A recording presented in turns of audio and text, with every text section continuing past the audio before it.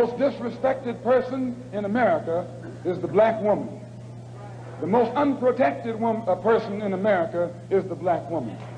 The most neglected person in America is the black woman. And as Muslims, the Honorable Elijah Muhammad teaches us to respect our women and to protect our women. And then the only time a Muslim really gets real violent is when someone goes to molest his woman.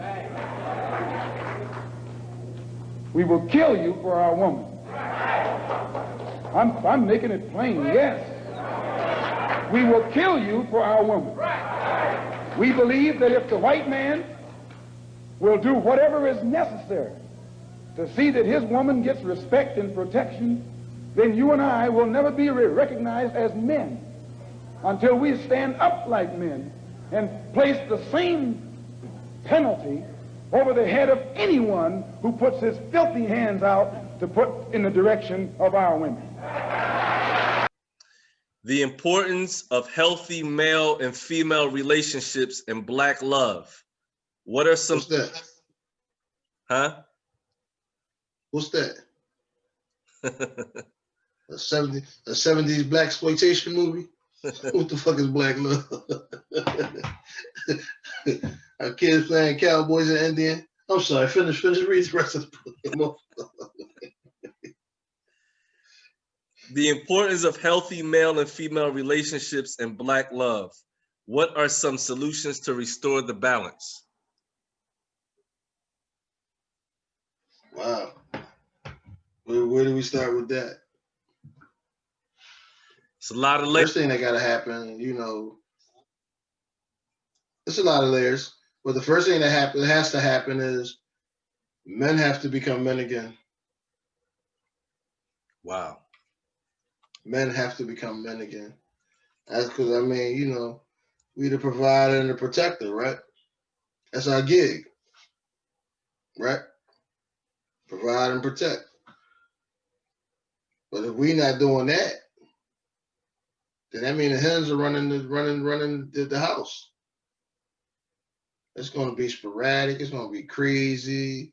It's going to be everything the opposite of order. You know, I mean, no shade. It's just that most women have told me that, you know, or shown me that they operate more from an emotional standpoint than a rational standpoint by nature. By nature. You know what I mean? Having said that, they've done a remarkable job at holding our communities together.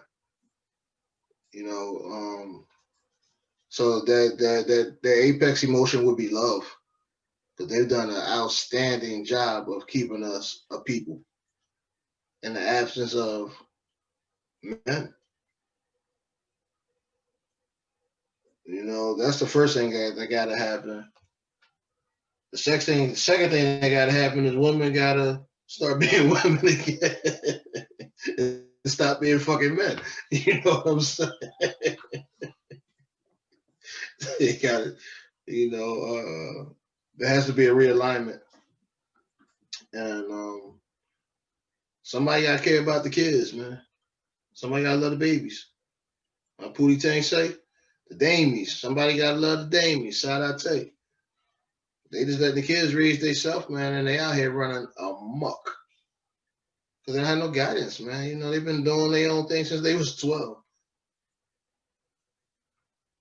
You know what I mean? Mom working 2 jobs, dad working 2 jobs, ain't nobody home. Right. These motherfuckers doing everything. Eating noodles and Chinese food every night. Damn, fam, you just... That can't be a recipe for... You just described a greater... What happened? You just described a greater portion of my upbringing, of my childhood. How Meek Mill say, oodles and noodles, babies? Oodles and noodles, babies. So you turned out all right. You turned out okay.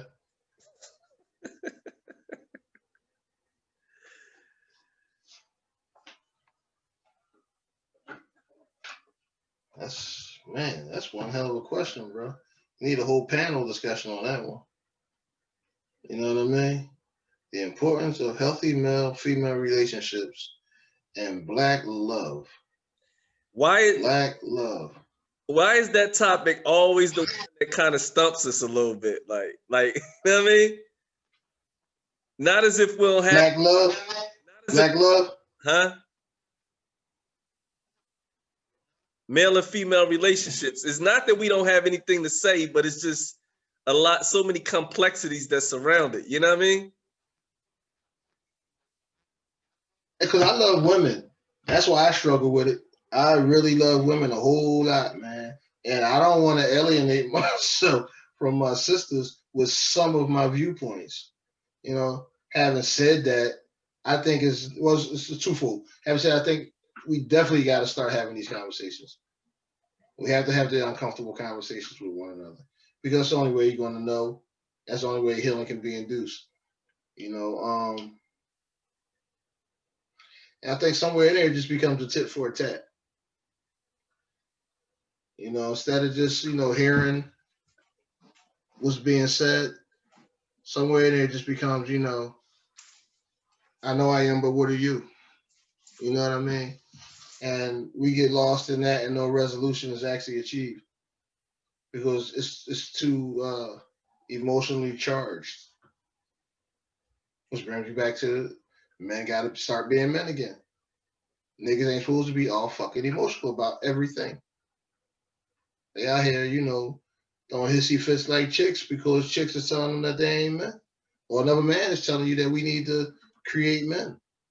You want to get mad and have an argument or, stop talking to a nigga or some shit like that instead of coming to, exercising critical thought and coming to some type of resolution. And I think we gotta let the women take care of themselves. That's another reason why I don't really, I try not to say too much because, I don't think I'm necessarily qualified. I have an opinion. I've never been a woman, so I have strictly having an opinion. No more, no less. I think sometimes the women, what I've been told is they hear a lot of criticism, so it begins to affect them. And they start to see it and view it as 100% negative. And then they shut down. And there's no communication. Well, I think with that, we gotta have the uncomfortable. Mm-hmm. There's a lot of hurt. Bro. There's a lot of hurt on both sides. And I think that's a big part of what interferes with the ability for people to speak and be heard, because automatically people jump into a defensive space because they already coming into the conversation in pain and hurting. And that's what ruins a lot of relationships. We all have been damaged. And so when two people come together and they both have been damaged, they have to be focused on healing as well as dealing with all of this other stuff that's going on around them in order for the relationship to even begin to be healthy. Because we've all been damaged on some level. Right. And like we said before, hurt people hurt people. So we all doing what we need to do to protect ourselves. And as a result, it causes us to sometimes push each other away, to compromise each other's self-worth or integrity, all in the name of protecting myself. And conflict resolution skills. A lot of us have never been taught proper conflict resolution skills, especially in a relationship, especially in the Black community. And so we try to resolve conflict in ways that sometimes are not necessarily a resolution. It's more of an expression, but not so much a resolution. And right, agree. It's all emotion. Mm-hmm. And like you said, we have to reverse the role reversal. All emotion. Right. There are a lot of role reversals where men have been taught to deal with things from a very effeminized position, and women have been taught to deal with things from a very toxic masculine position. And it's a reinforcement. Well, if they're dealing with from that,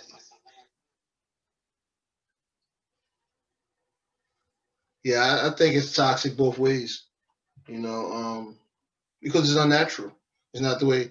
It's not the way the Most High intended things to be, man. It's not the way the universe intended things to be. So once the man, I mean, let's just look at it from a physical standpoint. Like you said, there's so many layers to it, man. Let's look at it from a physical standpoint. Like, once the man starts becoming the man, who's going to protect? Women can't beat men. I'm sure there are some women that can, fuck a dude up, but it's not the norm. So now if you're under attack and you don't have nobody to fight off the assailant, that means you gotta start doing other shit.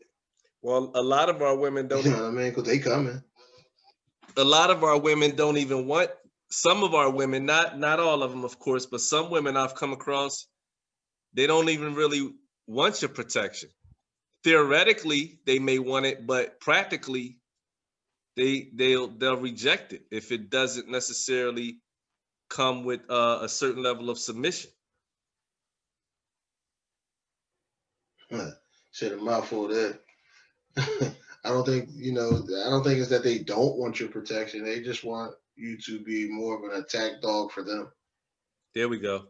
In some situations that I've been in. Mm-hmm. You know what I mean? Some situations that I've been in, it's like they want to be able to turn it on and turn it off in you. It's just like it's a control mechanism or a control issue even. You know what I mean? But I get it. I know why it exists. They had to be hardened. They had to do what they had to do in order to survive, in order to raise their children. You know what I mean? In the absence of the protector. And that in itself, like a mom can't teach her son how to be a man. She can't teach him how to. She can teach him how to fight and all that, but again, these are things that are not the norm.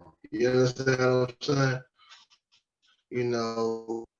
All she can do is give you what I. You know what I'm saying? My daughter lived with me for the last 8 years. Just her and I.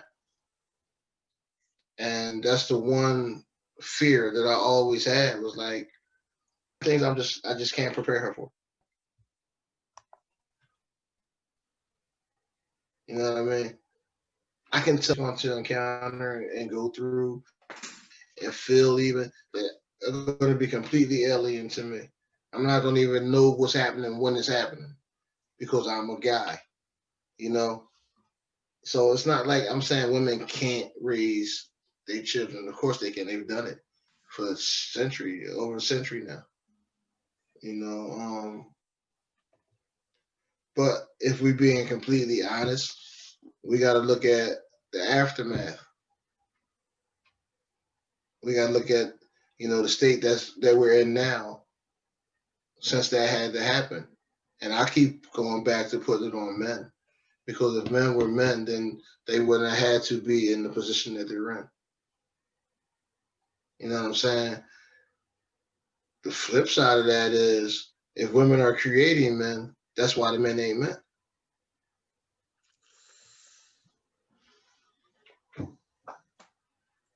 I hope that don't get us in trouble. I'm gonna leave it at that, because they say that a nation can only rise as far as its women. Right, that's true. I would say they definitely have been the stronger. You know what I mean? Historically in America, they have been the stronger. They had to be. You know what I mean? They had by volume.